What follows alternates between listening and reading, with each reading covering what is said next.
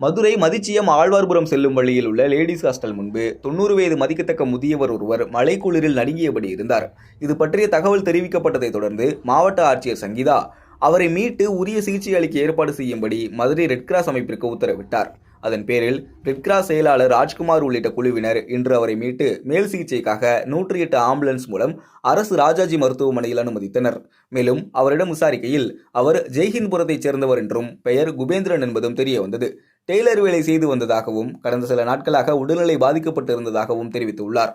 மேலும் மகன் மருதுபாண்டி ஆர்டிஸ்ட் வேலை பார்த்து வருவதாகவும் மருமகள் ஆட்டோவில் ஏற்றி வந்து இங்கே விட்டுவிட்டு சென்று விட்டதாகவும் தெரிவித்துள்ளார். முதியவருக்கு உரிய கவுன்சிலிங் அளித்து அவரின் சிகிச்சை முடிந்த பின்னர் அவர் முறைப்படி உறவினர்களிடம் ஒப்படைக்கப்படுவார் என்று ரெட் கிராஸ் அமைப்பு நிர்வாகிகள் தெரிவித்துள்ளனர். மதுரையில் 90 வயது முதியவரை மருமகள் ஆட்டோவில் அழைத்து சென்று வீதியின் ஓரத்தில் இறக்கிவிட்டு சென்ற சிசிடிவி காட்சிகள் வெளியாகியுள்ளது பெரும் சோகத்தை ஏற்படுத்தியுள்ளது.